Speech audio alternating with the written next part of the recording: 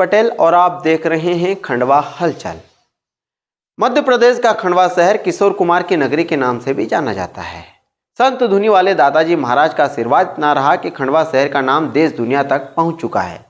लेकिन खंडवा को एक वजह से और जाना जाता है, इस खंडवा शहर के गड्ढे, इस खंडवा शहर में खराब पानी, इस खंडवा शहर में खराब सड़कें, बदहाल ट्रैफिक व्यवस्था और ब्रिज न होने की वजह से बढ़ते हादसे, ये तमाम कारण हैं जिसकी वजह से भी खंडवा शहर दिल्ली मुंबई तक जाना जाता है। लेकिन यहाँ के नेताओं को कोई फर्क नहीं पड़ता।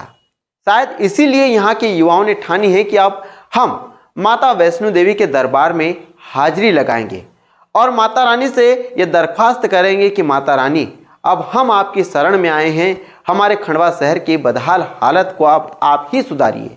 नेताओं को सद्बुद्धि दीजिए, नेताओं को बुद्धि दीजिए ताकि नेता विकास कर सके। खंडवा से हम खंडवा की शांतिपूर्वक और श्रद्धा के लिए वैष्णो देवी यात्रा कर रहे हैं। खंडवा तरक्की करे और रोजगार जल्दी से जल्दी खंडवा में आए। नेताजी चुनाव के समय तो वोट मांगते हुए धोती कुर्ता पहनकर आ जाते हैं, बिल्कुल चकाचक होके, लेकिन जब चुनाव हो जाता है तो इनका पता ही नहीं चलता कहाँ चले जाते हैं। एक और बात, अगर आपने ज़्यादा दाल बाटी खा ली, अगर आपकी दाल बाटी नहीं पच रही है तो खंडवा शहर के 2 राउंड लगा दीजिए, मजाल आपकी दाल बाटी ना पचे।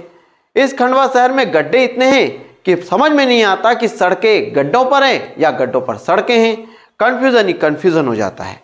इसलिए यहाँ के नेताओं को कोई फर्क नहीं पड़ता, क्योंकि यहाँ के नेताओं को भी इन गड्ढों पर फुदकने की आदत बन चुकी है। जनता तो 20 सालों से फुदकती आ रही है, लेकिन जो नया नेता आता है वो अपने शायद फुदकने का आदत डाल लेता है, इसलिए फुदकते फुदकते वो 5 साल गुजार देते हैं।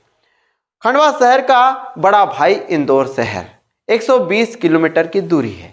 इंदौर शहर में मेट्रो लाइन बिछने वाली है या कुछ ही समय में मेट्रो लाइन चालू हो जाएगी, लेकिन उसका छोटा भाई खंडवा शहर अभी भी फटे कपड़े पहनकर घूमता हुआ नजर आता है।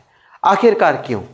आखिरकार मात्र 120 किलोमीटर की दूरी पर मौजूद इंदौर शहर विकास के नए तमाम आयाम छूता हुआ नजर आ रहा है।